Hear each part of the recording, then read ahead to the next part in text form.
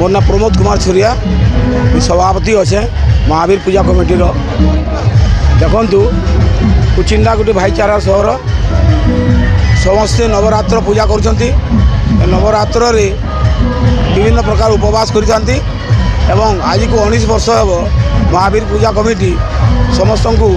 स्वागत जनाऊँगी यही पर्व आमर यही नवरात्र मिनिमम 9टा भोग करी समस्त नवरात्र उपवास करुवा भक्त मानू आमे नवरात्र समापन करिवार प्रयास जो करें आमे जो नवान्न भोजन आमर कर खिचड़ी खटा महाभोग नामित कर खिचड़ी खटा डालमा खीरी पूरी जिलेबी मिठा एवं विभिन्न प्रकार सुस्वादु आइटम गुड़ाक आम अंतत 9 प्रकार करी नवरात्र को 9 प्रकार करी आम तार उपवास समापन करिथाउ। आज को 19 वर्ष हेबा यही उत्सव चली आई एवं समस्त भाईचारार सहर रे श्रीराम नवमी आम धूमधाम रे पालन करिथाउ।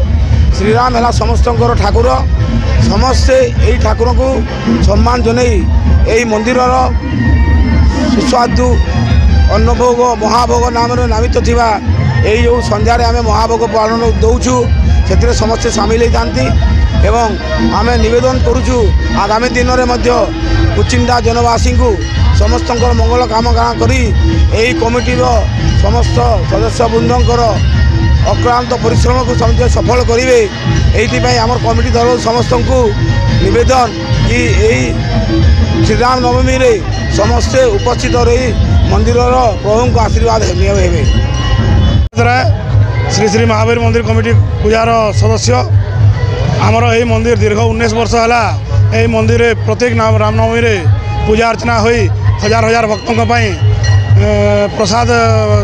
व्यवस्था करा जाए अन्न प्रसाद ए वर्ष से भाव में धूमधाम रे पालन करा रामनवमी यही वर्ष आम मान आउ खुशी वातावरण अच्छी जे आमर जो मंदिर अच्छी से मंदिर उपर चूल उन्नतीकरण होगा सहित उपर चूल प्रतिष्ठा ता सहित आज पवित्र श्रीराम नवमी पवित्र दिवस रे अति धूमधाम रे यहाँ पालन करा जाउची। आमर सांस्कृतिक कार्यक्रम भाव में आमर रंगीन कृष्णगुरु भक्त मानक मनोरंजन पाई रखा जाइछि ता सहित हजार हजार भक्तों पाई अन्न प्रसाद व्यवस्था अनेक प्रकार स्वादिष्ट व्यंजन सब प्रकार व्यवस्था रे ए वर्ष प्रति वर्ष बड़ी ए वर्ष से व्यवस्था करा जाइछि हजार हजार भक्तों पाई। यही मंदिर कमिटी पक्षर आसंता 14 तारीख हनुमान जयंती दिन एक विशाल झंडा शोभा यात्रा आयोजन करा जाउछि। प्रति वर्ष यही रामनवमी को आम एमती धूमधाम रे पालन करूँ। आज आमर श्रीराम मंदिर रामनवमी उत्सव चली इनो